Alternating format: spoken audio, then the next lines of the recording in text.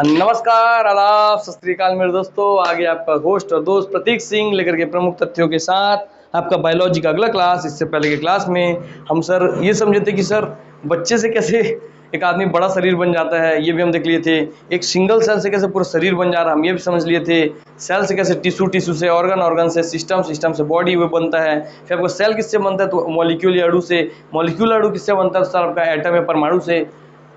उफ, सर आप इतना सारा चीज हमें बता दिए थे, और उसके बाद अब उसका जो वर्गीकरण था वो भी आप हमको बताए थे बहुत मस्त तरीके से, ट्रिंग ट्रिंग ट्रिंग वाला। हाँ सर, तो चलिए 1 मिनट पानी पी लो थोड़ा सा।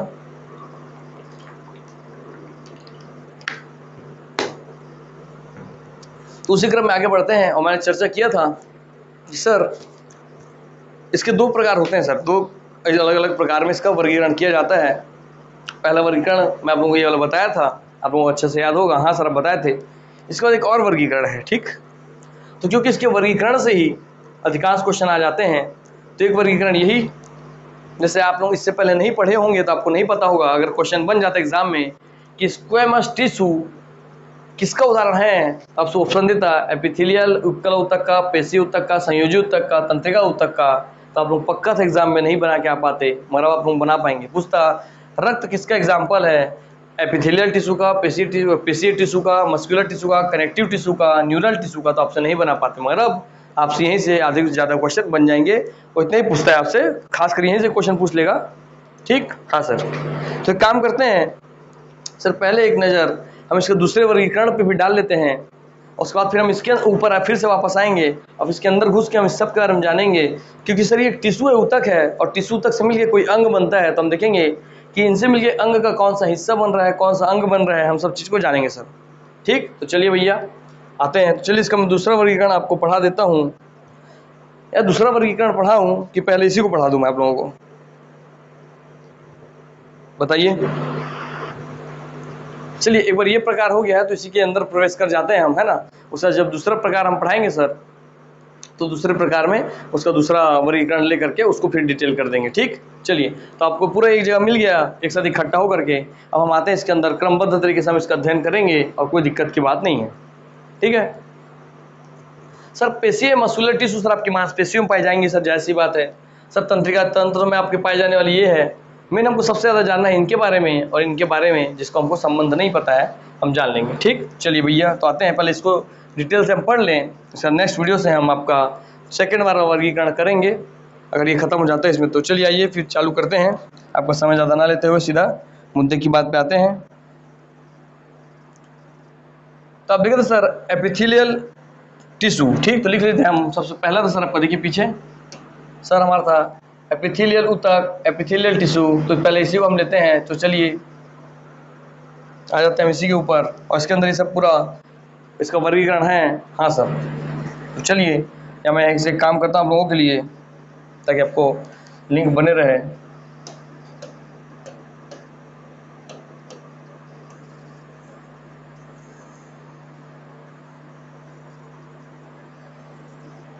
ठीक,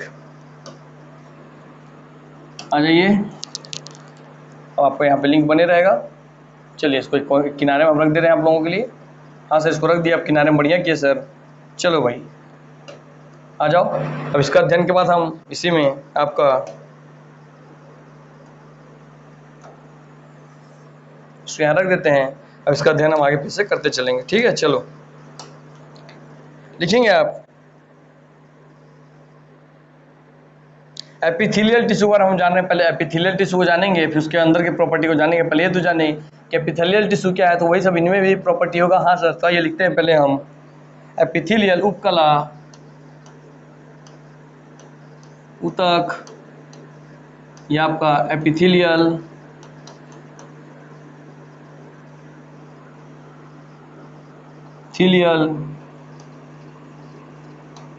टिश्यू, ठीक। हाँ सर, लिखिए इसके बारे में सर। पहला फैक्ट या पॉइंट, ये फैक्ट पॉइंट क्या लिखेंगे, पहले आपको इमेज दिखा देता हूँ। चलिए आइए लिखिए मेरे साथ, ताकि आपको उसी से ज़्यादा चीज़ समझ में आ जाए।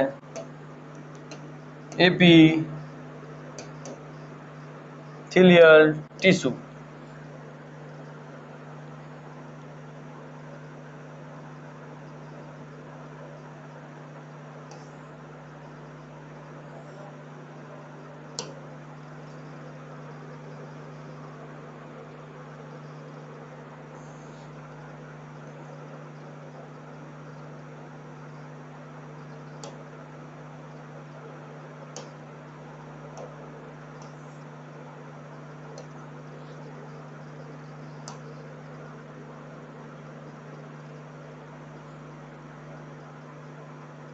चलिए इसी को ले लेते हैं आप लोगों के लिए, एपिथेलियल टिश्यू।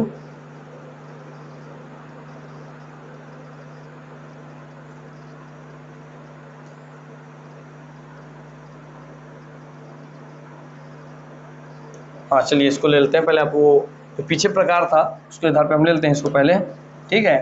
हाँ सर, तो पीछे इसको ये वाला डायग्राम हम लगा देंगे ताकि आपको ये कॉन्सेप्ट क्लियर हो जाए। इसके चित्र से आपका आधा से ज़्यादा क्वेश्चन बन जाएगा तो उसका टेंशन नहीं रहेगा सर। क्लियर हो गया? हाँ सर। तो सर ये देख रहे हैं ये सर कौन सा टिश्यू है? तो सर ये हमारा है सर आपके 4 प्रकार के टिश्यू का इमेज है सर, ठीक। इसको यहाँ ले आते हैं, तो फैलेगा नहीं, पता पर फैल जाता है।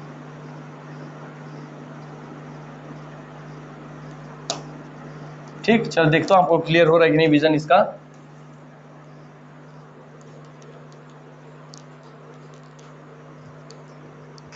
हाँ सर, लगभग समझ में आ जाएगा। चलिए समझ लीजिएगा, नहीं तो मैं तो आपको बताऊंगा अलग से जब उसको अलग अलग सबका डायग्राम लेंगे। तो आइए पहला हम यहाँ समझते हैं। सर ये एपिथेलियल लिखा, सर ये एपिथेलियल यहाँ क्या दिख रहा है आपको सर कि बहुत सर घुस के एकदम टाइट भर करके भरा हुआ, इसमें कोई स्पेस नहीं है। चलिए अब आते हैं पीछे पेज पे, लेके आते हैं सिर्फ आप सिंगल एपिथेलियल टिश्यू। अब लिखिए एपिथेलियल टिश्यू, इसको ले लेते हैं।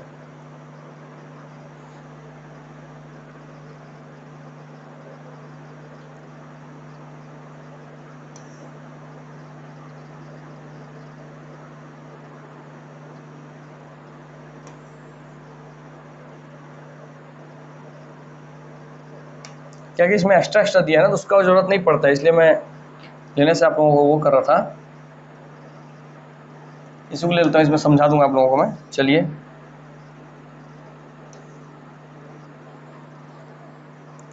सिंपल है, क्यूबॉइडल है, कॉलमनर है, ये पूरा ले लेता हूँ। वैसे तो क्वेश्चन आपको ऊपर 3 से बन जाएंगे, उसका जरूरत नहीं पड़ता है। चलिए ये आपको देखिए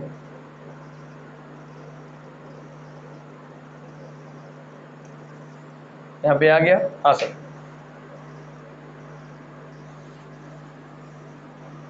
देखिए स्पष्ट हो रहा है आपको?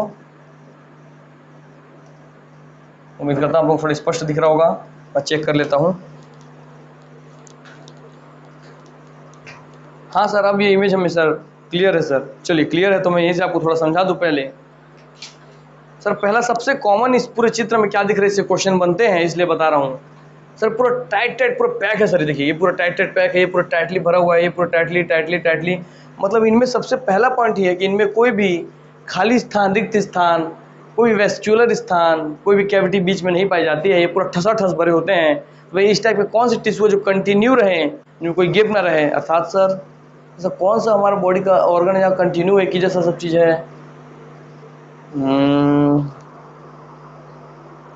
ये स्किन। सर पूरा स्किन एक ही जैसा सर, यहाँ पर बीच में कोई गैप है क्या? नहीं, अर्थात स्किन में पाया जाने वाला टिश्यू सर कहीं ना कहीं इससे जुड़ा हुआ होगा। अर्थात और जो भी हमारी नलियाँ हैं, जैसे आहार नली, हमारी रक्त नली, उसके ऊपर जो पूरा कंटिन्यू एक ही जैसा लेयर है, हाँ तो उसके अंदरूनी लेयर, बाहरी लेयर, उसके ऊपर की लेयर, जो पूरा कंटिन्यूटी एक ही जैसे रहता है सर पूरा लेयर, उसमें गैप नहीं रहता है सर। वो सब आपके एग्जाम्पल जाएंगे सर इसी के। तो आपको यहाँ कॉन्सेप्ट से क्लियर हो गया? हाँ सर, क्योंकि इसके बीच कोई भी रिक्त स्थान नहीं है, अर्थात ऐसी कोई भी बॉडी का ऑर्गन हम सोचेंगे जिसमें कोई रिक्त स्थान नहीं है सर, उस पर लेयर हो जाएगा आपका एपिथेलियल का। बाकी हम अंदर जाएंगे तो पता चल जाएगा स्पेसिफिकली किसका इसका होता है। बाकी कॉमन सेंस डेवलप हो गया ना? हाँ सर, चलिए उतना ही काफ़ी है सर। बताया सर सिंपल बताया सर। अब सिंपल स्क्वेमस में देखिए, सिंपल स्क्वेमस, सिंपल क्यूबॉइडल और सिंपल कॉलमनर विथ वो करके, ठीक।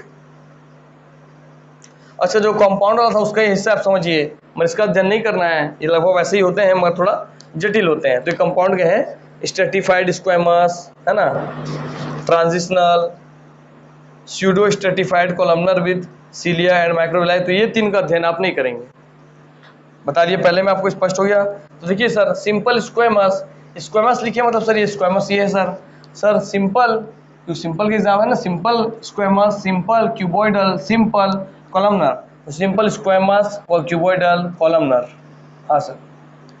और सर कॉलमनर सर कॉलम में लिखा सर माइक्रोविलाई, बताइए विलाई कहाँ पाई जाती है? अरे सर विलाई तो आप बताए थे कि पाचन तंत्र डाइजेस्टिव सिस्टम में हमारी छोटी आंत के अंतर्गत छोटे छोटे माइक्रोविलाई उंगली जैसी उभरी हुई संरचनाएं पाई जाती हैं, जो कि एब्जॉर्प्शन का काम करती है। उसी विलाई में आपके रक्त वाहिकाएं गई रहती हैं और वहीं से वो ग्लूकोज को और अन्य पोषक तत्वों को एब्जॉर्ब कर लेती हैं छोटी आंत से। जो मल होता है वो मल आगे जाके बड़ी आंत से होकर बाहर निकल जाता है। पोषक तत्व जो एब्जॉर्ब करते हैं वो माइक्रोविलाई करती हैं। तो विलाई जो है वो आंतों में पाई जाती है, एल्वियोलाई आपके लंग्स में पाई जाती है। एल्वियोलाई बॉल जैसी है संरचना है, और माइक्रोविलाई या विलाई आपकी उंगली जैसी संरचना है जो छोटी आंत में होती हैं। ठीक है, तो छोटी आंत में भाई बताइए कौन सा लेयर अंदरूनी जो छोटी आंत की जो अंदरूनी संरचना होगी या अंदरूनी जो लेयर होगी वो किससे बनी होगी? तो कॉमन सेंस की बात है सर, वो पक्का सिंपल कॉलमनर से बनी होगी, सिंपल कॉलमनर टिश्यू से ऊतक से बनी होगी। अर्थात छोटी आंत का निर्माण, छोटी आंत एक आपका ऑर्गन है, उसका निर्माण अंदरूनी रूप से जिससे हुआ है वो है आपका सिंपल कॉलमनर टिश्यू। हाँ सर, वाह। क से कॉलम, क से आप देख रहे हैं कि माइक्रोविलाई, ऐसा क्या रख लेंगे आप, ठीक। क से कॉलम, क से माइक्रोविलाई नहीं होता है, और याद कराने के लिए, ठीक है। चलिए याद तो करा दूंगा मैं सर। अब आता है इस पे सर, इसके 3 हिस्से हैं। मैं आपको उपकल तक बता दूंगा, पहले इससे बता दे रहा हूँ इसकी विशेषताएं। चलिए उपकल तक की विशेषता लिखा देता हूँ। लिखिए किन में, इस पूरे उपकल उत्तक में ना, ठीक है सर। इस उपकल उत्तक में आपका कोई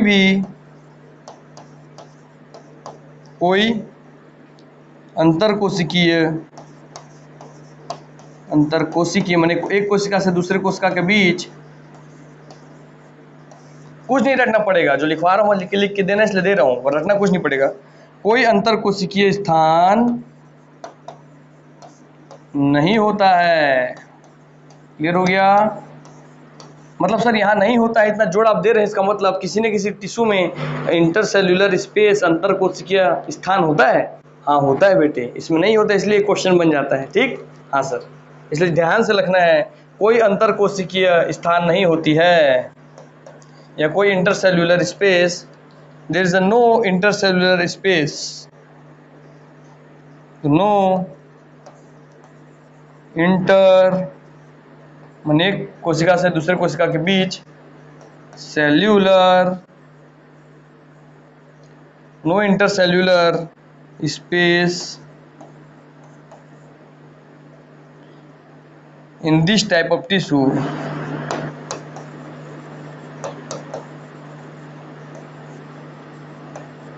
in this type of tissue। Clear हुआ? हाँ सर, मतलब आप देख भी रहे चित्र से, ये आपको रटना पड़ रहा है नहीं सर, देख रहे हैं सिर्फ ठसा ठस भरे हुए हैं सर, कहीं गेप नहीं है। ये भी ठसा ठस भरे हैं, ठसा ठस भरे हैं, कहीं दिख रहा? हाँ सर, क्रमबद्ध तरीके से हैं, यहाँ कोई गेप नहीं है, यहाँ कोई गेप नहीं है, अर्थात कोई भी इनके बीच अंतर एक ये। और आपको पहला चीज सर, ये जो गोला है ये या यहाँ सर ये सर, ये क्या है सर? ये प्रत्येक अपने आप में क्या बताइए सर, टिश्यू या ऊतक किससे मिलकर बना होता है? तो आप बताएं सर, कोशिका से। तो ये टिश्यू ऊतक है तो किससे मिलकर बना सर? डब्बों से। तो ये डब्बा क्या होगा सर? ये डब्बा आपकी सेल या कोशिका ही होगी सर। हाँ सर, उस सेल कोशिका में जो पर्पल पर्पल दिख रहा है सर, ये पर्पल पर्पल ये क्या है सर? ये उस सेल का न्यूक्लियस है, केंद्रक है। आपको पता चल गया? हाँ सर, न्यूक्लियस है, केंद्रक है। हाँ सर, स्पष्ट पता चल गया सर, हमें कोई दिक्कत डाउट नहीं है। चलिए, आपको इसमें कोई दिक्कत डाउट नहीं है, तो आपको ये चित्र से दिख रहा है कि कोई इसमें स्थान नहीं होता है। हाँ सर, हमको रटना नहीं पड़ रहा है सर, समझ में आ गया सर। चलिए भाई, यही आपकी सेल या कोशिका है। तो जो आपके हैं सर, ये दिख रहा है आपको सर, ऐसा ये सर, सब आपकी एक एक सेल है सर। ये सेल है सर सेल है। उसके बीच में जो यह गोल गोल पाया जा रहा है वो आपका सर है। सेल के बीच में पाया जाता है सर न्यूक्लियस, उसके केंद्र में इसलिए न्यूक्लियस केंद्र है सर वो। तो न्यूक्लियस सेल माने कोशिका, न्यूक्लियस मतलब केंद्रक है। तो जब आपको स्पष्ट हो गया कि हाँ सर छोटे छोटे सेल को इसका से मिल के ही आपको पूरा एक टिश्यू का निर्माण हो रहा है सर। ऐसे बहुत सारे टिश्यू से मिल के आपका पूरा एक अंग का निर्माण होता है। हाँ सर आप जो बोले थे हमें यहाँ स्पष्ट समझ में आ रहा है सर, क्लियर हो गया सर वो डाउट। ठीक दोस्तों, ये बहुत ठीक है, बच्चे इसको छोड़ के चला जाता है, अरे ये सब चीज़ तो कौन पढ़ेगा भाई, पहली बार सुन रहे हैं, देख रहे हैं, डर रहे हैं। कोई डर मतलब अपने शरीर के बारे में क्या डरना है यार, बताओ आप लोग।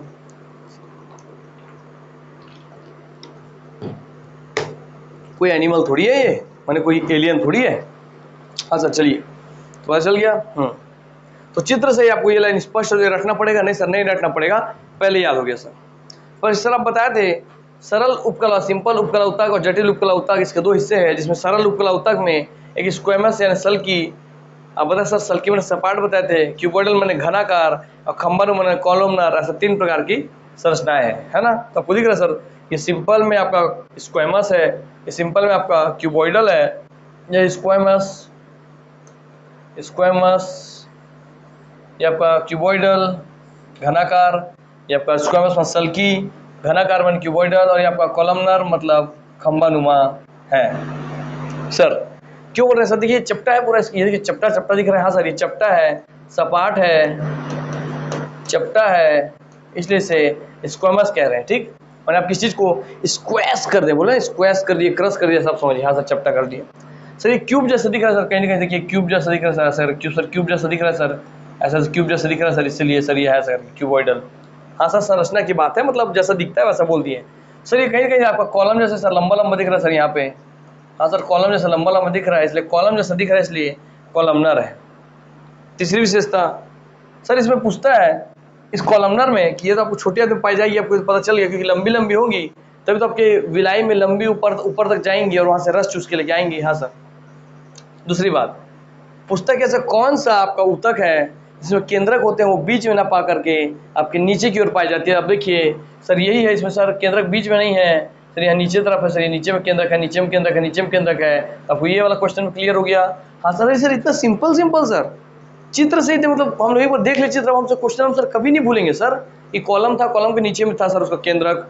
हाँ यार बहुत ईजी है दोस्त, इसलिए बता रहा हूँ, टेंशन लेना ही नहीं है। और आया क्वेश्चन सोचिए जो पढ़ा नहीं उसके लिए कि कौन सी ऐसी ऊतक है या कोशिका जिसके केंद्रक नीचे की ओर पाई जाती है या बीच में नहीं पाई जाती, नीचे की ओर पाई जाती है। दे देगा स्क्वेमस, क्यूबॉइडल, कॉलमनर, ट्रांजिशनल, तब तो वही खत्म, tata bye bye see you. हाँ तो पढ़ने का यही फायदा है, पढ़ने में आपको हर चीज़ आसान लगता है, और नहीं पढ़ेंगे तो बिना पढ़ा हुआ हर चीज़ आपको पहाड़ लगता है। हाँ सर क्लियर हो गया। चलिए हमें बताया कि सर ये उपकला ऊतक से क्या निर्माण होता है। तब के जो भी ऑर्गन है उसका जो बाहरी लेयर है जिसमें कंटिन्यूटी चाहिए, जैसे मेरे स्किन है ना, मतलब जैसे मेरी जो भी मेरा अंदर के जो ऑर्गन है, जैसे बड़ी आँत, छोटी आँत, लीवर, किडनी, जो भी है सबके लेयर जो है, बाहरी लेयर, अंदरूनी लेयर, सर कहीं ना कहीं या इसी से बन के निर्मित हुई होंगी। तो उसी को लिख दे रहा हूँ आपको, ताकि एक कॉमन सेंस रहे, तो उससे आपका कोई भी क्वेश्चन घुमा के पूछे तो आपका बन जाए, है ना। मान लीजिए मैं जो लिख रहा हूँ उससे बार पूछ ले, बताइए आपका कि आपके बॉडी का जो आवरण है वो किससे मिलके बना है, तो बता देंगे सर कि कंटिन्यूटी है, एक जैसा है सर, मतलब वो आपका इसी से बन के बना होगा, एपिथेलियल टिश्यू से, उपकला ऊतक से। तो आइए लिख लेते हैं उसको, क्लियर। चलिए लिखते हैं, यह ऊतक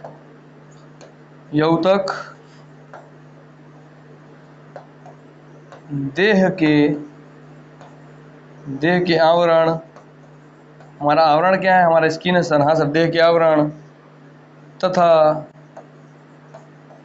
स्तर, ये पूरे लाइन ही देख के पूछ सकता है, ऐसा कौन सा टिश्यू है जो देह के आवरण या स्तर का निर्माण करता है, स्तर का निर्माण करता है, तो बता देंगे सर कौन सा है। सर वो एपिथेलियल है सर, सिंपल। वो उपकला ऊतक है सर, एपिथेलियल टिश्यू है, उपकला ऊतक है सर। तो इंग्लिश में दे फॉर्म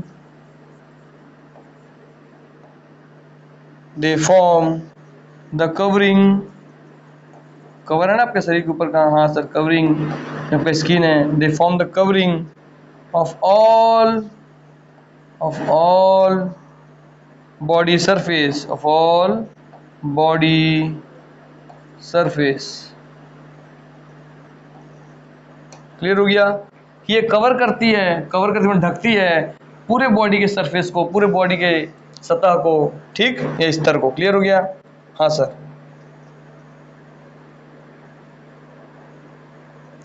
अब इसमें सर हम आपका दो तरह था सर, एक सिंपल एक कंपाउंड, तो अब उसके बारे में थोड़ा जान लेते हैं।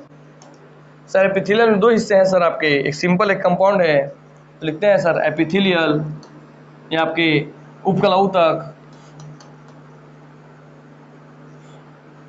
Epithelial tissue. सर आपका उपकला ऊतक, इसको हम जान गए? हाँ सर जान गए।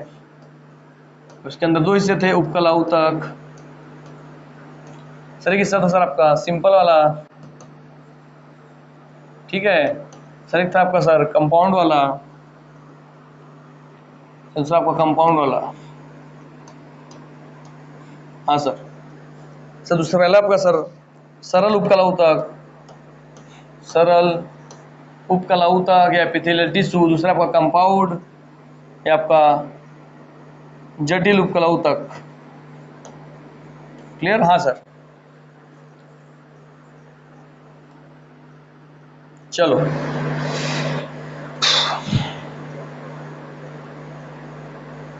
अब मैं आपको दोनों का दिखाता हूँ चित्र, ताकि आपको यहाँ क्लियर हो जाए। चलिए उसका ही चित्र लेके आऊँगा। सर आप पूरा चित्र देख लिए हैं?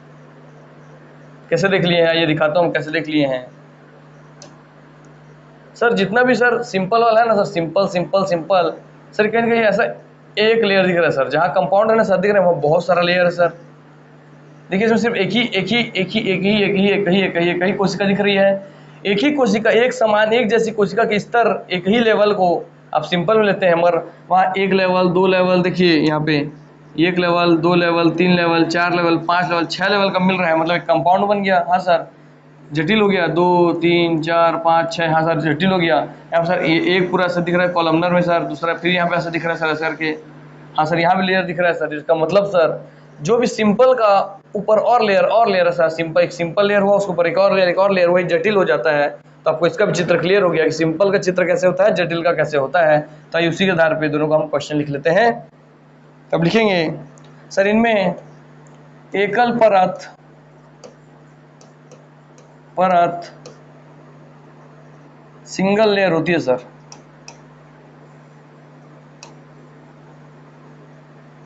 एकल परत सिंगल लेयर होती है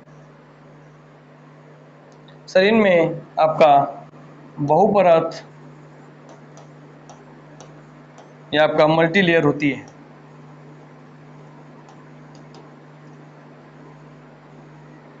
ठीक, चलिए भैया क्लियर हो गया?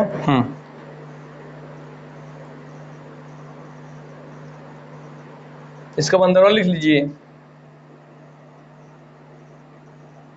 कि ये कहाँ पाया जाता है। तो लिखेंगे कि ये सिंपल जो आपका एपिथेलियल ऊतक है, सरल उपकला ऊतक है, ये कहाँ पाई जाती हैं। तो लिखेंगे सर ये शरीर गुहा।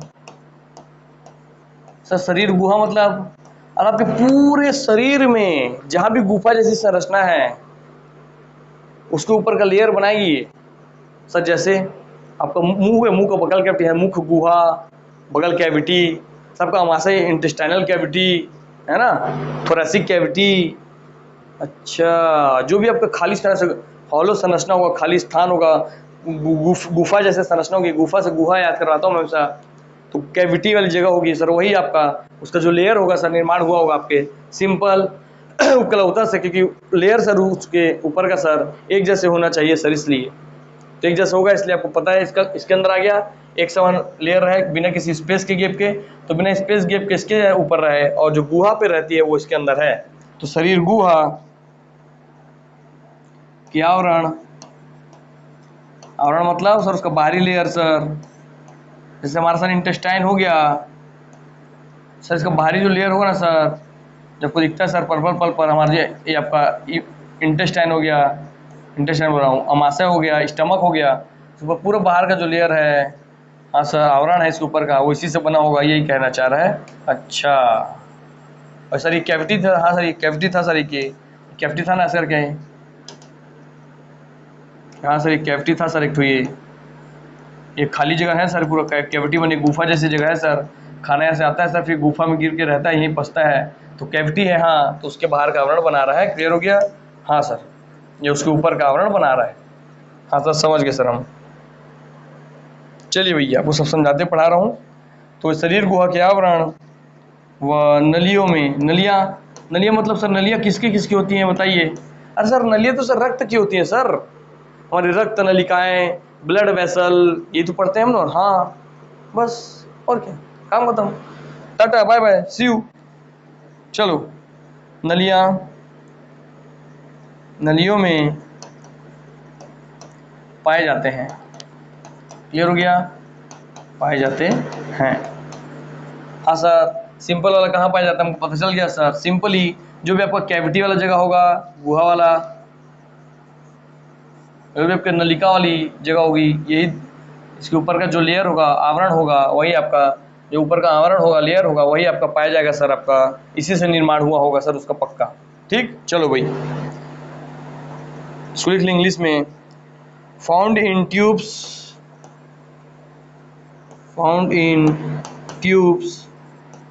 मतलब नलिकाएं, एंड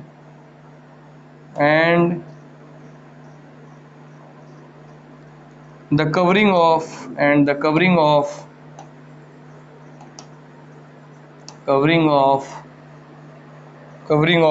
body cavity,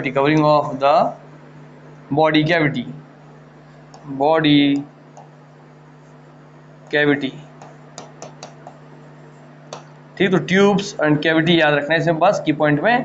हाँ सर, इतने आपका काम बन जाएगा। क्लियर? हाँ सर, क्लियर। चलो भाई, समझाते हुए सब कर रहे हैं, हमको दिक्कत की बात नहीं है। हाँ सर, समझा दिए सर। चलो आ जाइए, इसका जटिल वाले कंपाउंड वाले पे। सर ये मल्टी लेयर होता है, जिसका हम लिख लीजिए। ये कहाँ पाई जाएगी तो आप लिख लेंगे सर, ये पाई जाती है सिंपल आपकी त्वचा में पाए जाते हैं।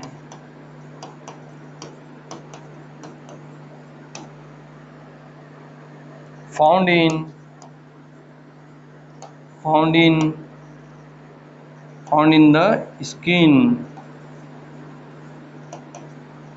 इन द स्किन और त्वचा। बस, अर्थात मैं आपको समझा रहा हूँ सर, हमारे ह्यूमन बॉडी का सर दो हिस्सा है, एक अंदरूनी हिस्सा, एक बाहरी हिस्सा। सर बाहरी हिस्सा में सर हमको ज़्यादा धूल डस्ट सब चीज़ लेना है, तो बताइए यहाँ पे जो आपको सिक्योरिटी गार्ड होंगे या बॉडी गार्ड होंगे, वो आप ज़्यादा कॉम्प्लेक्स ट्रेनिंग वाले रखोगे, ज़्यादा मस्त कठिन ट्रेनिंग के उसको रखोगे। जो हमारे शरीर के अंदर है, जहाँ धूल डस्ट ये सब प्रवेश नहीं कर पाता, वहाँ ज़्यादा आप कठिन ट्रेनिंग वाला रखोगे। सर जहाँ वो ज़्यादा धूल डस्ट धूप सब चीज़ हमको फेस करना पड़ रहा है सर, तो वहाँ हम सर ज़्यादा कठिन या कॉम्प्लेक्स ट्रेनिंग वाले आदमी को रखेंगे। बस सिंपल है, आपका शरीर का बाहर लेयर आपका स्किन है, या सबसे कॉम्प्लेक्स या कठिन ट्रेनिंग रखोगे तो सबसे कॉम्प्लेक्स या कंपाउंड ट्रेनिंग वाला आपकी त्वचा में पाया जाता है। हाँ सर, तो बाहरी लेयर की सुरक्षा हो गया। हाँ सर, तो ये सुरक्षा प्रदान करते हैं। हाँ सर, ये भी इसके बन जुड़ा रहेगा इससे कि टिश्यू आपके जो होते हैं, ये एपिथेलियल टिश्यू, इनका काम क्या है? तो सुरक्षा प्रदान करना। कैसे? मान लीजिए ये आपको कोई कीमती सामान है, आप इसके चारों सिक्योरिटी गार्ड लगाए हैं, तो यहाँ कहीं से भी आदमी आ सकता है ना। हाँ सर, मगर इनके चारों तरफ मैं एपिथेलियल टिश्यू लगाऊं जो कंटिन्यू रहते हैं, कहीं से गैप नहीं होता। बताइए कोई भी आदमी बाहर से घुस पाएगा नहीं सर, क्योंकि अब इसके चारों तरफ पूरा घेर के रखे हैं, कहीं भी गैप नहीं है, क्योंकि एपिथेलियल टिश्यू का काम ही है, उनमें कोई अंतर कोशिकीय स्पेस, इंटरसेल्युलर स्पेस नहीं होता है, तो इसके अंदर इन्हीं आंतरिक संरचना का अच्छे से सुरक्षा कर लेते हैं, इसलिए बाहरी आवरण इनसे ही बना होता है सर। समझ में आया? हाँ सर, इसलिए जो आपके शरीर के अंदर के अंगों का आवरण बना रहा है, सुरक्षा कर रहा है, जैसे आपके अंग हो गए, अंदर के ऑर्गन हो गए जो कैविटी वाले गुहा वाले जगह हैं, और सर दूसरा आपका जो वेसल हो गया रक्त निकाय, उसका जो कवरिंग, उसका जो ऊपर का लेयर बनाने काम कर रहे हैं, वो सर आपके सिंपल वाले करते हैं, क्योंकि सिंपल ट्रेनिंग आसानी ट्रेनिंग है, क्योंकि उनको बाहर जो है, अंदर जो है वो ज़्यादा धूल डस्ट ये सब पड़ता है नहीं सर। शरीर के अंदर हमारे धूल डस्ट धूप ये सब नहीं पड़ता है, जबकि बाहर पड़ता है। तो जब अंदर नहीं पड़ रहा है तो सिंपल ट्रेनिंग वाले मैं आपका बॉडीगार्ड लगा दिया, इसलिए शरीर के अंदर के ट्यूब्स में, कैविटी में सिंपल के अंतर्गत आ जाते हैं, जबकि कंपाउंड वाले आपके शरीर के बाहरी त्वचा स्किन के लिए जरूरत पड़ता है आपके कंपाउंड या कॉम्प्लेक्स ट्रेनिंग वाले बॉडीगार्ड। इतना आसान बना दिए सर आप, याद करने से पहले ही खत्म हो गया। तो मैं बोला ना दोस्त, ये पढ़ते आप खुद से ना तो आपका दिमाग चकरा जाता। मैं आपको पढ़ा रहा था, आपको इसका वैल्यू नहीं समझ में आएगा, क्योंकि आप इससे पहले ये टॉपिक कहीं पढ़े ही नहीं होंगे, क्योंकि यूट्यूब में पढ़ाते ही बहुत कम लोग हैं, गिने चुने लोग, है ना। तो वैसे तो कोई ये टॉपिक पढ़ाता नहीं है, और जब पढ़ाया भी तो आपको पहली बार आप यहाँ पढ़ रहे हैं तो आपको लगे यार इतना सिंपल है यार। आप कहीं और पढ़े होते हैं, कहीं पुस्तक में पढ़े होते हैं, आपको सर चकरा जाता और आपको एक भी याद नहीं होता। लिख के दे सकता हूँ, आपको वैल्यू नहीं होगा कि आपको क्या चीज़ मिल रहा है और कितने आसान तरीके से मिल रहा है। कॉमन सेंस है हर चीज़। क्या सर बाहर धूप डस्ट ज़्यादा पड़ रहे हैं, कॉम्प्लेक्स ट्रेनिंग वाले, कंपाउंड ट्रेनिंग वाले, ज़्यादा हार्ड ट्रेनिंग वाले चाहिए, तो आपको कंटिन्यू वाले क्यों चाहिए?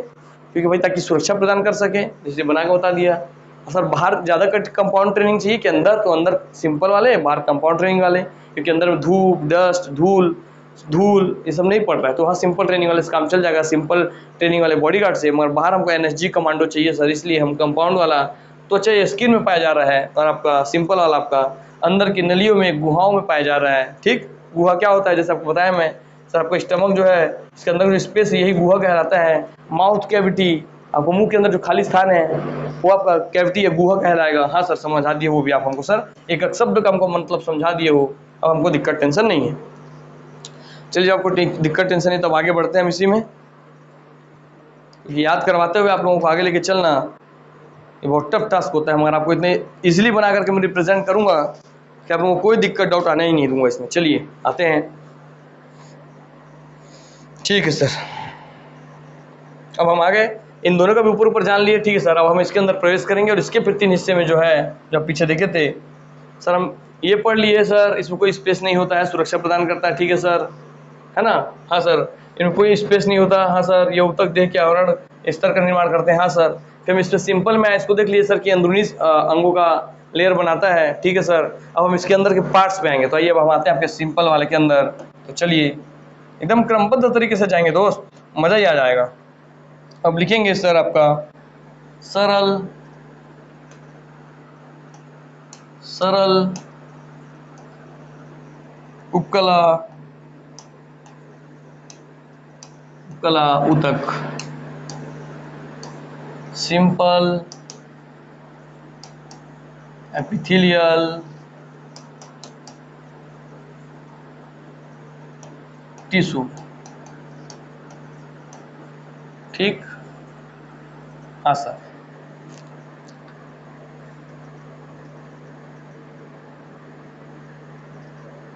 और उसके बाद सर कॉम्प्लेक्स भी अलग से बताओगे? नहीं यार, जो इसको पढ़ लोगे पढ़ लेना, बस कॉम्प्लेक्स में मल्टी लेयर होता है और वो आपके बाहरी स्किन की त्वचा को बनाता है, बस इतने ही काम की बात है ना। हाँ सर, तो इसमें ही आप समझेंगे जो इसका है वही उसका है, बस एक लेयर है, वो 4-5 लेयर है वो, ठीक।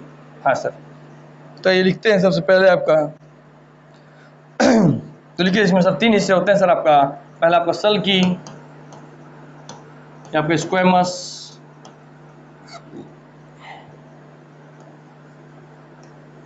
दूसरा आपका होता है सर इसी में घनाकार, ये आपका क्यूबॉइडल, इमेज तो आप सबको देख ही चुके हैं तो टेंशन की बात नहीं है, क्यूबॉइडल। तीसरा आपका होता है खंभानुमा। सर अब बताते ही ऐसे को 3 बार रिवीजन हो जाता है हम लोग का पढ़ते पढ़ते में ही। कॉलमनर, और आप पढ़िए मेरे दोस्त, यकीन मानिए आप अपने दोस्तों से पूछिए जो ये क्लास नहीं देख रहे हैं, अब अपने ज्ञान का उनके सामने एक बार प्रदर्शन कीजिए कि हाँ भाई, ताकि उसको भी सही समझ में आए कि कंपटीशन किस लेवल का है, उसकी भी आंखें खुलें। कॉलमनर, ठीक। तो लिख लेंगे सर जो इसमें 3 हिस्से हैं आपके, ठीक है सर। इसका लिख लेंगे सर कैसी होती हैं, तो मैं बताया था आपको पहले ही सर, ये आपकी चपटी, इमेज में आप देखे भी थे सर, चपटी हुई थी सर, चपटी एवं पतली कोशिकाएं होती हैं, ठीक। तो चपटी और पतली कोशिका है, ठीक। दैट मीन्स फ्लैटर्ड सेल, ठीक। हाँ सर, क्यूबोइडल घनाकार थी तो वही वाली बात है सर, ये क्यूब लाइक सेल्स है सर, क्यूब लाइक सेल्स। हाँ सर, अर्थात घनाकार घनाकार कोशिकाएं से मिलकर बनी होती है। हाँ सर, इनमें घनाकार कोशिकाएं से मिलकर बनी हुई होती है सर। और ये आपकी कॉलमनर लाइक सेल, ये आपका खंभाकार कोशिकाएं से मिलकर बनी होती है।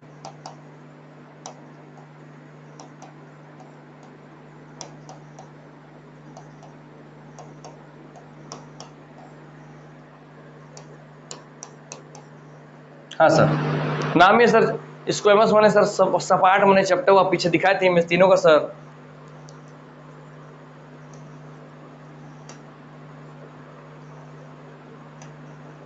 हाँ सर, तो सिंपल इस चपटा हुआ दिखा सर, चपटा हुआ है सर। हाँ सर, चपटा हुआ है सर, ये चपटा हुआ है सर, बस इतना ही चपटा है सर। हाँ, ये सर थोड़ा घन जैसा है सर, ये घन जैसा है सर। हाँ, और सर ये आपका कॉलम जैसा लंबा लंबा है सर। हाँ सर, तो ये इसकी जो कोशिकाएं है कॉलम जैसी लंबी लंबी है, इसकी जो कोशिकाएं है घन के आकार की है सर, और इसकी जो है चपटी हुई है सर, रोटी के जैसे। ठीक, हाँ सर, तो सिंपल की यही तीनों है।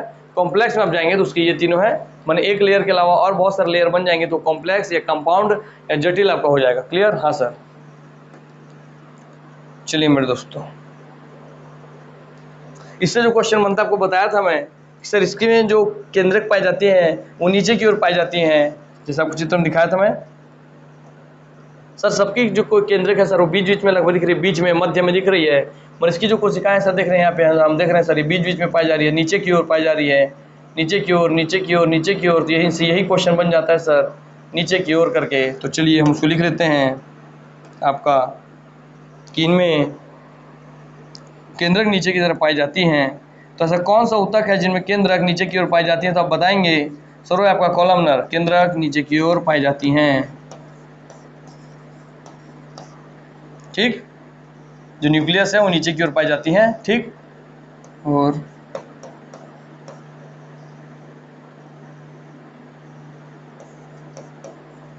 पाई जाती है। ठीक भाई? हाँ सर, ठीक सर। घन क्यूब कैसे कहते हैं यहाँ समझा दो आपको, जिसको नहीं पता होगा। मान लीजिए ये स्ट्रक्चर है, फिर ये ऐसा जो स्ट्रक्चर देखते हैं, ये घन क्यूब इसे ही कहते हैं। अर्थात आपका जो घर है, कमरा है, वो घनाकार ही होता है। चार दीवार ऐसे होते हैं, ऊपर ऊपर नीचे, नीचे का जमीन और ऊपर का छत, एक घन होता है। तो आपके घर की जैसे आपके रूम की जो संरचना होती है उसे ही आपके घनाकार बोलते हैं। ठीक, हाँ सर, समझ गए सर, उसे आपका घनाकार बोलेंगे। ठीक, कॉलम तो आपको पता ही है जो लंबा लंबा होगा। ये चलिए यहाँ इसको यहाँ पे कॉलम जैसे लंबी लंबी बना देता हूँ, कॉलम जैसे लंबी लंबी संरचना, और यहाँ न्यूक्लियस इसका नीचे बना दे रहा हूँ, इसका बनाता हूँ बीच में। हाँ सर, इसका न्यूक्लियस, और इसका सर ऐसा चपटा ऐसा बनाता हूँ सर, ऐसा चपटा करके सर, इसका न्यूक्लियस जो चपटा ऊपर बना दे रहा हूँ। ठीक, चलो भाई आते हैं हम इसका, आप सब समझ गए? हाँ सर, समझ गए। चलिए अब हम लिखते हैं कुछ प्रॉपर्टी जो इन सब में कॉमन रहेगी, मतलब सिंपल एपिथेलियल टिश्यू के बारे में कुछ प्रॉपर्टी में लिख देता हूँ। तो आइए लिखिए सर, सिंपल, मैं शॉर्ट में लिख रहा हूँ, सरल उपकला ऊतक, सिंपल एपिथेलियल टिश्यू। हाँ सर, तो लिखिए साथ में जो है कॉमन सेंस है वही बनेगा इससे, है ना। इस शरीर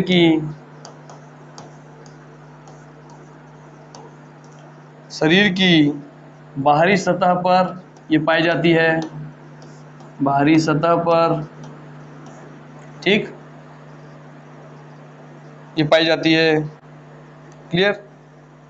किसकी बात हो रही है? हाँ, ये लिख दो स्पष्टली कि हम इसमें पढ़ रहे हैं, ये आपका जो बात कर रहा हूँ मैं, ये बात कर रहा हूँ मैं, इसके अंदर हम प्रवेश करेंगे, इसमें अंदर प्रवेश किए हैं आपके स्क्वेमस में। ठीक, या आपका सल्की में, सल्की सिंपल एपिथेलियल टिश्यू ठीक, हाँ सर, इसके बारे में हम पढ़ रहे हैं। तो स्क्वेमस या सल्की के बारे में हम पढ़ रहे हैं। हाँ सर, तो लिखिए इसके बारे में ही ये पूरा सब इसके बारे में डिटेल है। ठीक, चलिए, शरीर की बाहरी सतह पर इस टिश्यू का लेयर होता है। हाँ सर, रक्त नलिकाओं की दीवार पर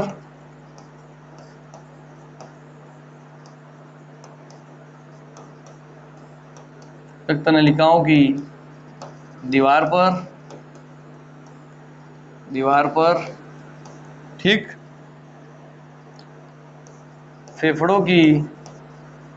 फेफड़े आपके लक्स हैं, ये ब्लड वेसल्स का बात हो रहा है। ठीक, फेफड़ों के अंदर वायुकोश बोल तो एल्यूलाई का बात हो रहा है, जहाँ हवा रहते हैं उनकी, तो अंदर वायुकोश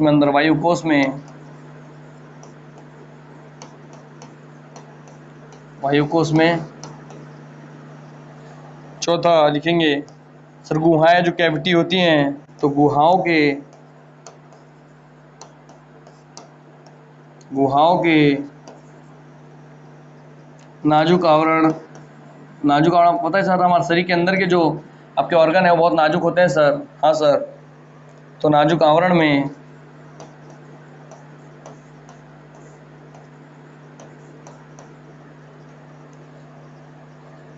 चौथा आपका ग्रास नली में ओइसोफेगस में, ग्रास नली मतलब ओइसोफेगस में। ठीक, हाँ सर, और चौथा पांचवा सर आपका मुख्य गुहा में, बताया था कैविटी वाले स्थान पाई जाती है सब ये। हाँ सर, मुख्य गुहा में पाई जा रही है सर। ठीक है सर, मुख्य गुहा मैंने मुख में कोई खाली स्थान, वो ग्रास नली में खाली स्थान है जैसे खाना होकर जा रहा है वो सर। गुहाओं में कैविटी हुई ही नाजुक आवरण में। हाँ सर, फेफड़ों के अंदर भी सर कोई कैविटी है जहाँ हवा भर रहा है सर वहाँ। तो कुल मिला के आप देख रहे हैं सर, कहीं खाली स्थान पर इनका लेयर है ना। हाँ सर, रक्त नलिकाओं की दीवार पर, शरीर की बाहरी सतह पर, तो इसमें पूरी यहाँ से लेके यहाँ तक एग्जाम्पल जो है पूरी कैविटी वाले स्थान है, गुहा वाले स्थान है, ये आपकी इस बाहरी सतह का जिक्र कर रहा है। ठीक, हाँ सर,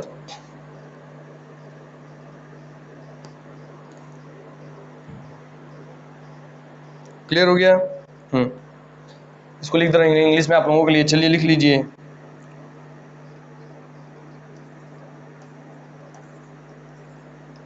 देखिए, आउटर सरफेस ऑफ बॉडी,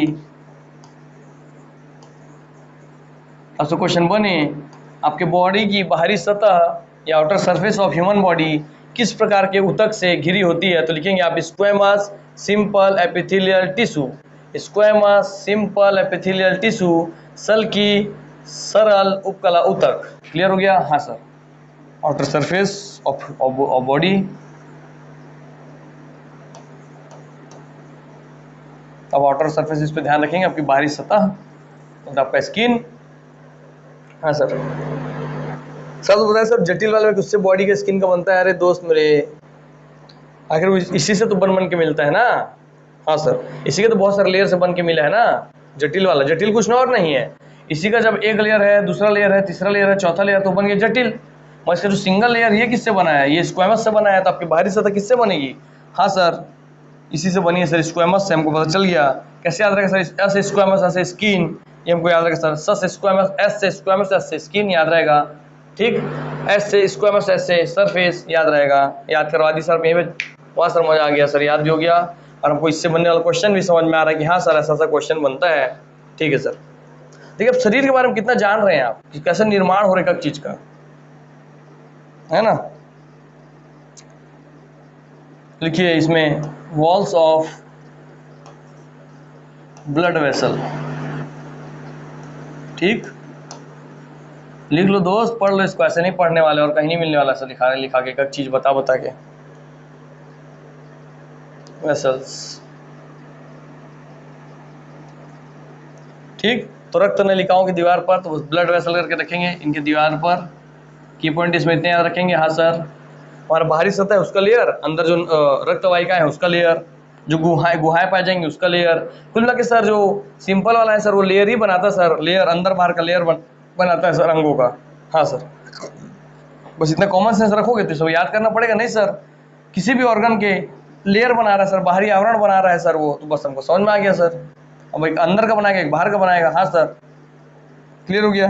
बाहर के लिए थोड़ा जटिल वाला चाहिए तो जटिल वाला आ जाएगा, अंदर के लिए सिंपल चाहिए तो अंदर में एक आध लेयर से काम चल जा रहा है, बाहर आपका 3-4 लेयर से बन रहा है, बस है दोनों एक ही चीज। तो कॉम्प्लेक्स मत करो, एकदम आराम से पढ़ो, चिल हो करके लिखेंगे। इन एयर सेक्स, फेफड़ों के इन एयर सेक्स में, वायु कोश में भी इसका लेयर होता है। क्लियर हो गया। हाँ सर, इसलिए सर इतना सारा याद नहीं रखना है, की पॉइंट याद रखेंगे भाई। और सबसे बड़ा तो कोई पॉइंट मैं याद रखो कि सर बस लेयर बना रहा है, लेयर बना रहा है, लेयर बना रहा है, चाहे जो भी खाली स्थान है, जैसे आपकी रक्त नलिका, रक्त नलिका से होती है सर, मान लीजिए तो सर खाली स्थान है ना इसके अंदर। हाँ सर, तो इसका लेयर बनाएगी। सर आपका स्टमक है सर, ऐसा अमाशय है स्टमक, इसके अंदर खाली स्थान है, इसका लेयर बनाएगी। सर आपका लंग्स है सर, इसके अंदर हवा भरने की जगह है तो इसके अंदर का लेयर बनाएगी। बस कॉमन सेंस है सर, इतना सोचने की जरूरत ही नहीं है सर, हम लोगों को तो सिंपली समझ में आ जा रहा है, याद कुछ रखना ही नहीं है। कवरिंग ऑफ कैविटीज,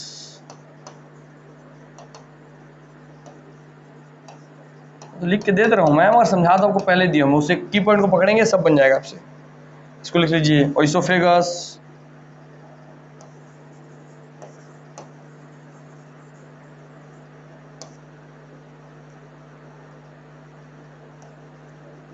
और आपका बकल कैविटी।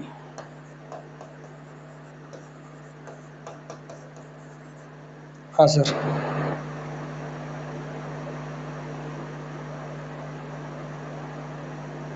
ठीक।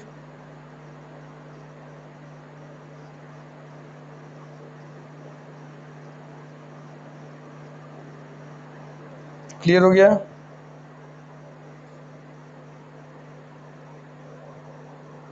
ऐसे में लिख लेंगे बगल कैविटी में कहाँ पे, तो जीभ का भी जो ऊपरी लेयर ना, जीभ का ऊपरी लेयर, ये भी आपका बनता है इसी से, याद रखेंगे आप। तो लिख लीजिए टंग, आपका जीभ, ठीक, बगल कैविटी में कहा, तो इसका भी लेयर और उसका भी याद रहेगा। हाँ सर, समझ में आ गया सर।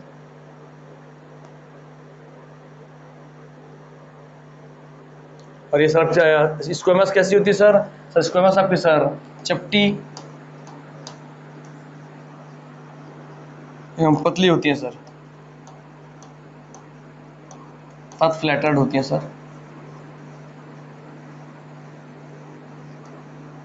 ठीक है सर। दूसरा बात है हम आपका सर सिंपल वाला इतना काफ़ी है सर। हाँ सर, सिंपल में जो स्क्वेमस है, स्क्वेमस के लिए इतना काफ़ी है, स्क्वेमस में इससे ज़्यादा आपको जानने की जरूरत नहीं है, और इससे बाहर आपका आएगा भी नहीं क्वेश्चन। चलिए अब आपका आते हैं हम दूसरे इसके पॉइंट पे।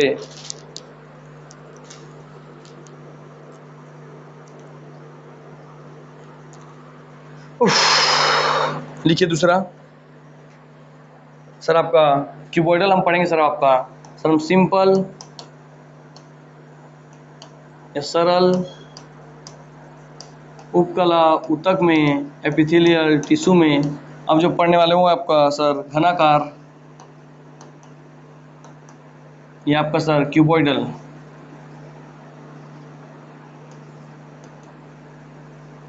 हाँ सर, तो चलिए दोस्त, क्यूबॉइडल हम पढ़ने वाले हैं, तो अब देखते हैं क्यूबॉइडल के बारे में।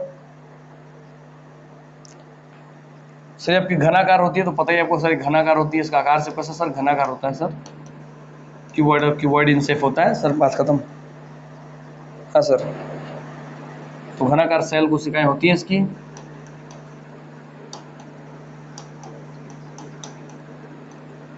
ठीक।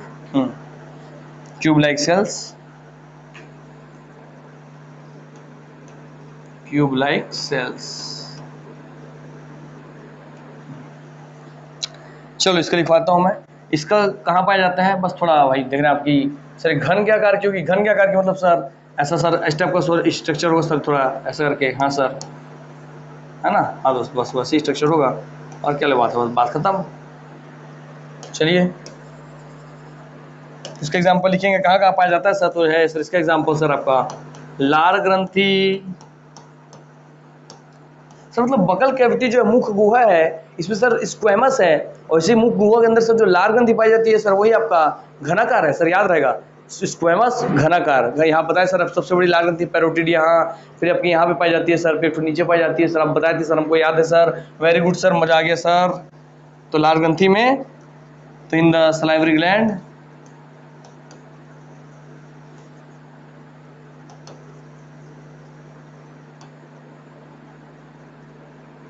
ठीक, हाँ सर। आपका जो गुर्दे हैं, गुर्दा लाल ग्रंथि पढ़ा चुका हूँ, ब्लड वेसल आपको दिखा चुका हूँ, इसलिए उसका एग्जाम्पल नहीं दिखाया हूँ, है ना।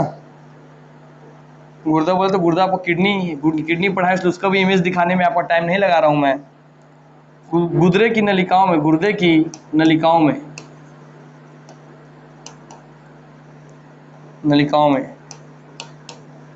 सर, गुर्दे की सर कौन सी नलिका में सर पेल्विस करके होता है, जिससे मूत्र बाहर आता है सर, एक नली वो होता है।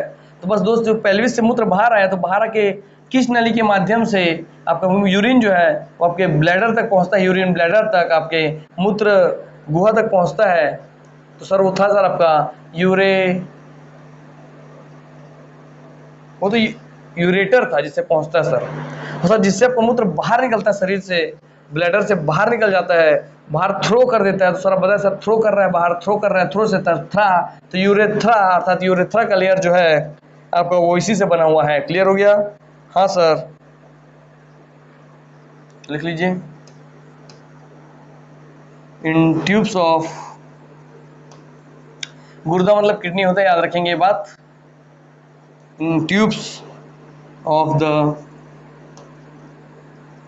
द किडनी, ठीक। सर किडनीज में ऐस क्यों लगाया, क्योंकि आपकी दो किडनी होती है, दो गुर्दे होते हैं।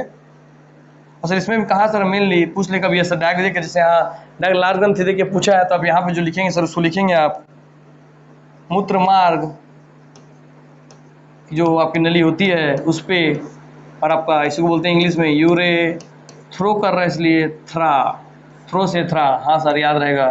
तो उससे आपको इतना याद रखना है सर, यूरेथ्रा और आपका लाल ग्रंथि या सलाइवरी ग्लैंड, ये आपको याद रखना है।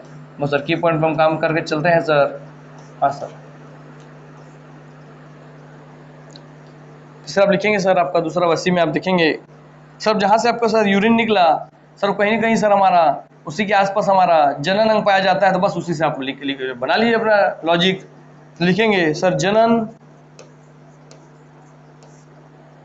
या गोनेड, गोनेड बोले तो आपका जनन या गोनेड बोले तो वृषण, और वृषण जो पुरुषों का होता है, और अंडाशय जो स्त्रियों में पाया जाता है, अंडाशय पाया जाता है, अर्थात अंडा के लिए आशय, अंडा के लिए घर, अंडा के लिए स्थान। अब वृषण बने जिससे स्पर्म बनता है, आपका वीर्य बनता है वो। तो इनके ग्रंथियों के निर्माण में भी इसी से इनका निर्माण होता है सर, आपके क्यूबॉइडल वाले से। तो ग्रंथियों, तो देख रहे हैं स्क्वेमस सिंपल चैप्टर था, तो उसका सिंपल काम था, बस लेयर बना देना, लेयर बना देना, लेयर बना देना। सर इसका वो लेयर बनाना काम है, मगर थोड़े और जो ज़्यादा महत्वपूर्ण अंग है, ऑर्गन है, उसका ये लेयर बना रहा है, इसलिए सर ऐसा दिख रहा है। तो ऐसे याद रह जाएगा आपको ग्रंथियों के निर्माण में, ठीक। तो आपकी जनन ग्रंथि के निर्माण में, गोनेड ग्रंथि के निर्माण में, वृषण ग्रंथि के या अंडाशय ग्रंथियों के निर्माण में इसी से निर्माण हुए रहता है, ठीक। इंग्लिश में लिखता आप लोगों को, इसीलिए मैं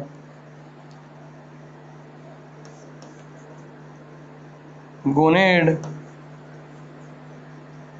ग्लैंड्स मतलब ग्रंथि होता है, तो गोनेड ग्लैंड्स, इसी में टेस्टिकल मने वृषण,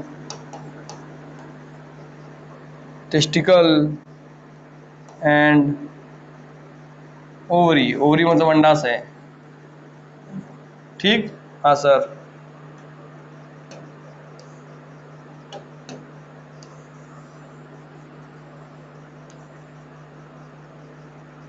ठीक। हाँ सर, तो गोनेड ग्लैंड, विसर्जन, टेस्टिस, अंडाशय, ओवरी। क्लियर हो गया? हाँ सर। तो इनका निर्माण भी इसी से हुए रहता है, आपके घनागार क्यूबॉइडल वाले से, ठीक। हाँ सर, सर क्यों? क्योंकि लाल ग्रंथि आपको देखे थे आप, जो यहाँ पाई जाती है वो कहीं नहीं सर ऐसे दिखती है सर, तो एक घन जैसा है ना सर। हाँ सर, घन जैसा संरचना है सर। आपकी जो यूरिन थ्रो होती है सर, यूरेथ्रा वाली यूरिन थ्रो, सर ये भी घन जैसी संरचना है सर, इसलिए हाँ सर याद रहेगा। सर आपकी जो ओरी है, हमारे अंडाशय है, पुरुषों के अंडाशय है जिससे स्पर्म बन के निकलता है, हमारे वो औरतों के भी अंडाशय है, यानी हमारे टेस्टिस हैं, और औरतों के अंडाशय है सर। तो ये कहेंगे घन जैसा है सर। हाँ, घन जैसा माने बॉल जैसा, डब्बा जैसा संरचना है। हाँ सर, ये पुरुषों के औरतों के। हाँ सर, तो इसलिए सर कहेंगे डब्बा जैसा दिख रहा है सर। लाल ग्रंथि यहाँ एक होती है, फिर एक तो ऐसी होती है, फिर एक तो नीचे होती है। हाँ सर, इसलिए सब में क्या पाया जाएगा सर, कहीं ना आप क्यूब जैसा बना के दिखा दिए तो पूरा हमको याद हो गया सर, क्यूब वाला कहाँ पाया जाएगा। तो लाल ग्रंथि में, मूत्र मार्ग में सर, आपका टेस्टिस में, ओरी में। बात खत्म हो गया सर, क्लियर हो गया सर।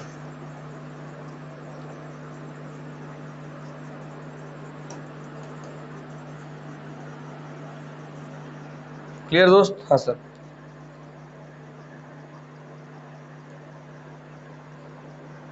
और इन जब वहाँ पे होती हैं तो इनका काम क्या होता है, आपके ऊतक का काम क्या होता है, तो लिखेंगे आप, इन ऊतक का काम है आपका, इसका मुख्य कार्य है, इसका मुख्य कार्य है सर आपका किसी न किसी चीज़ का स्राव करना या सिक्रेशन करना। इसलिए देखिए मूत्र का स्राव कर रहे हैं, या आपके यूरिन सिक्रेट कर रहे हैं। हाँ सर, सही बोले। और दूसरा काम इनका क्या है सर? दूसरा काम इनका सर एब्जॉर्ब करना। हाँ सर, ये स्पर्म को सर आपका स्राव कर रहे हैं सर, आपका ये ओव्यूल का, एग का स्राव कर रहे हैं। हाँ सर, वैसे एब्जॉर्ब भी करते हैं कुछ न्यूट्रिएंट्स का, तो याद रखेंगे स्राव करना और अवशोषण करना इनका काम है मुख्य रूप से। क्योंकि अब जितने भी ऑर्गन बताया वहाँ कुछ ना कुछ सर, जैसे यूरिन वाला बताया तो वहाँ देखिए आपको जो एस्ट्राजल का माध्यम है, आपको बताया था यूरिन में कि वो सर आपका एब्जॉर्ब हो जाता है, तो वो भी इसी ये टिश्यू है जो कि अपने से एब्जॉर्ब होने देता है, इसलिए तो हो रहा है ना। तो या तो ये स्राव करती है या एब्जॉर्ब करती है। हाँ सर, जैसे छोटी का आपको बताया था मैं कि सर छोटी हमारे जो वो है स्मॉल इंटेस्टाइन, उसमें उंगली जैसी संरचना पाई जाती है। अभी छोटियाँ आती है स्मॉल इंटेस्टाइन में, जिसे विलाई कहते हैं। विलाई में आपको बताया था सर, वहाँ पे जो कॉलमनर वाली वो पाई जा रही है, तो वो भी वहाँ से एब्जॉर्ब करती है ना। हाँ सर, वहीं छोटी यहाँ से आपके ग्लूकोज को एब्जॉर्ब करती है सर। हाँ सर, इनका काम क्या होता है सर, या तो स्राव करना या शोषण करना। ठीक, इनका मेन फंक्शन क्या है, चाहे तो सिक्रेशन करना या सर आपका एब्जॉर्प्शन करना।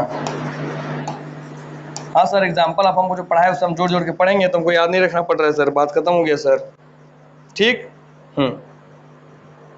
आइए आपको एक एक चीज़ बोल के बताया तो आपको समझ में आया होगा। हाँ सर, हम आते हैं इसके लास्ट वाले पे, ताकि आज ये वाला टॉपिक में इसमें सिंपल वाला खत्म हो जाए, और फिर हम इसका हमारा ये खत्म हो जाए, फिर हम उसके दूसरे हिस्से पे चलेंगे। जटिल वाला कुछ नहीं, इसी का बहुत सारा लेयर हो। जटिल होगा तो जटिल को हमको नहीं पढ़ना है, उसको उतना ही जानना था। ठीक, हाँ सर। तो ये हम आते हैं फिर आपके सरल या आपके सिंपल एपिथेलियल टिश्यू पे, उपकला ऊतक पे। इसमें अब हमें पढ़ना है वो है आज आपका last खंभानुमा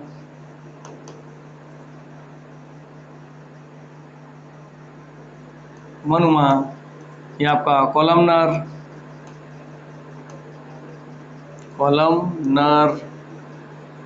columnar simple epithelial tissue, columnar सरल उपकला ऊतक।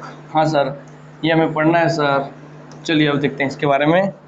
लिखेंगे, लिखिए इनका लेयर कहाँ पाया जाता है, तो लिख लेंगे आप,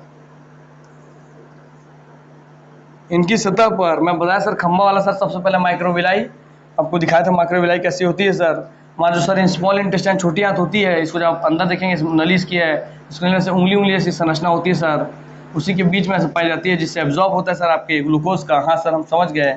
चलिए भाई, समझ गया तो भाई जैसे छोटी आंत में पाई जाएगी माइक्रोविलाई में, तो वही लिख लीजिए कि इनकी सतह पर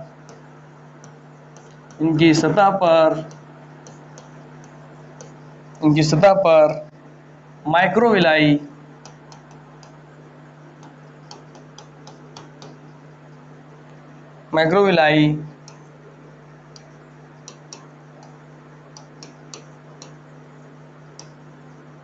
विलाई से लिखते हैं, विली लिखते हैं हालांकि, और मैं आप लोगों के लिए विलाई लिख रहा हूँ। विली लिखते हैं सही मायने में। माइक्रोविलाई पाए जाते हैं। इसके सर कॉलमनर के, तो भाई माइक्रोविलाई इनकी लेयर पाई जाती हैं, और माइक्रोविलाई सर कहाँ प्रेजेंट होती है, छोटी आंत पे, तो जाहिर सी बात है छोटी आंत पे इनका ही लेयर होगा, कॉलमनर वाले का लेयर होगा। हाँ सर, कॉमन सेंस की तो बात है सर। जो नहीं पढ़े हैं, जिनको लग रहा है क्या क्या बोल रहे हैं सर, तो मेरा पिछले का आप चैप्टर पढ़िए, आपको सब चीज़ समझ में आएगा। जो मेरे बच्चे पहले पढ़ते आ रहे हैं उनको सब समझ में आ रहा होगा, और जो रिवीजन कर रहे हैं उनको ज़्यादा समझ में आ रहा होगा, जो नहीं कर रहे हैं वो जाकर रिवीजन करेंगे तो फिर से उनको याद आ जाएगा। ठीक, स्मॉल इंटेस्टाइन के अंदर उंगली नुमा संरचना पाई जाती है, वो आपकी विलाई कहलाती है। उसी विलाई को यहाँ माइक्रोविलाई बोला जा रहा है, और उसी विलाई में ही उंगली नुमा संरचना किस ऊतक में पाई जाती है, तो आपकी कॉलमनर ऊतक में पाई जाती है। ठीक, हाँ सर। और याद भी रखना पड़ेगा, कॉलम सर मतलब ऐसे लंबे लंबे, आपकी उंगलियां भी ऐसी लंबी लंबी है कॉलम की जैसी, अर्थात सर उंगली नुमा संरचना माइक्रोविलाई और कॉलम वाले कॉलमनर में। सब याद हो गया? हाँ सर। तो चलिए लिख लीजिए, पाए जाते हैं, तो लिख देता हूं कि microvilli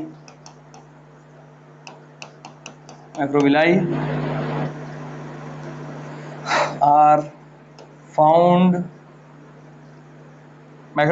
found on surface of cell, on surface of this type of cell, तो surface of cell क्योंकि इसी का जिक्र कर रहे हैं हम। ठीक, दूसरा आपका हो गया ये। हाँ सर, इसी में आ जाइए सर, अमाशय आपका स्टमक जो था। हाँ सर, अमाशय स्टमक, तो अमाशय की लाइनिंग आपको सब बता दूंगा, टेंशन मत लीजिए। अमाशय की लाइनिंग आप सब पढ़ चुके हैं, डाइजेस्टिव सिस्टम वही का जिक्र हो रहा है, तो आप पढ़े हैं मेरे से डाइजेस्टिव सिस्टम, तो आपको एक शब्द का मतलब समझ में आ रहा होगा। और नहीं पढ़े हैं तो भैया फिर तो tata bye bye, Ram Ram, see you. वैसे समझा तो यहाँ भी रहा हूँ, तो थोड़े भी जानते होंगे तो उनको समझ में आ रहा होगा। अमाशय की लाइनिंग में और परतों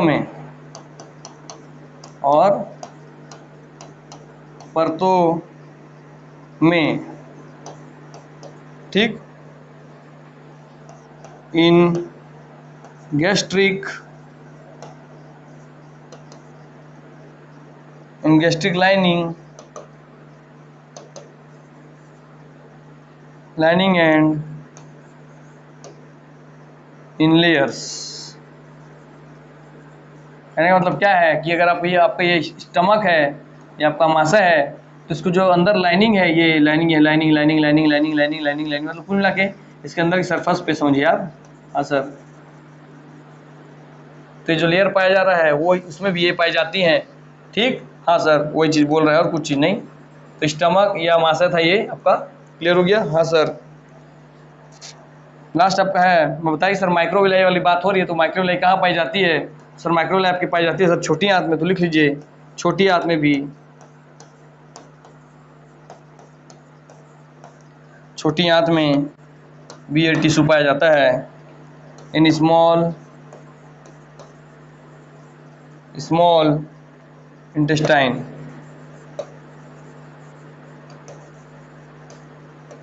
ठीक, हाँ सर, क्लियर हो गया? तो कुल मिला के इसमें आपको एक छोटी आंत याद रखना है।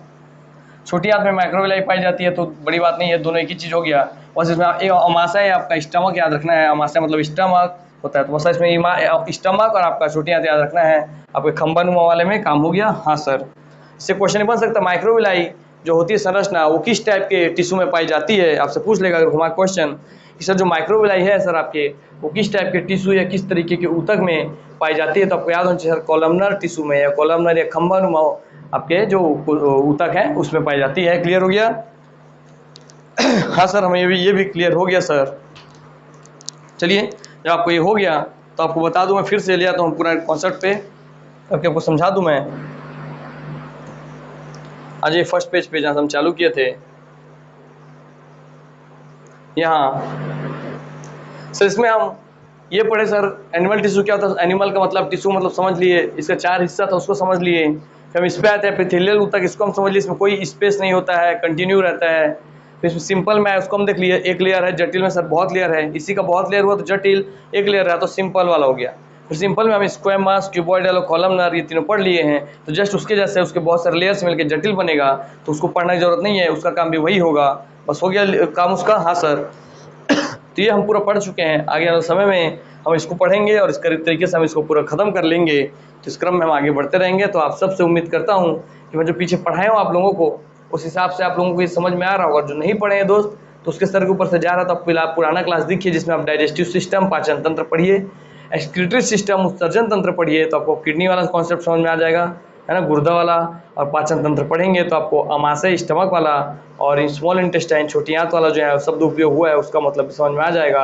और लार ग्रंथि वाला भी आपको डाइजेस्टिव सिस्टम में समझ में आ जाएगा। तो चलिए, आपके जीभ के ऊपर का लेयर वाला भी आपको समझ में आ जाएगा डाइजेस्टिव सिस्टम में। तो यही मैं आप सबसे अलविदा लेता हूँ। आप सबको बहुत बहुत धन्यवाद देता हूँ कि आप सब में साथ मिल करके इस टॉपिक को पढ़ रहे हैं। इसमें कुछ विशेष ज़्यादा बताने वाली बात है नहीं, बस आपको याद कराना था, समझाना था, उसके लिए मैं कुछ कुछ की पॉइंट दिया हूँ कि लेयर बनाएगा, आउटर लेयर, कैविटी, खाली स्थान का ऐसे करके आप समझ सकते हैं उस लिए। ठीक, तो चलिए यहीं पे आप सबसे अलविदा लेते हैं। उम्मीद करते हैं कि आपके उज्जवल भविष्य में ये बहुत बड़ा योगदान देगा अपने आने वाले समय में। तो इसी क्रम में आगे बढ़ते हुए आप सबसे अलविदा लेते हैं। नमस्कार, जय हिंद, जय भारत, जय छत्तीसगढ़, वंदे मातरम।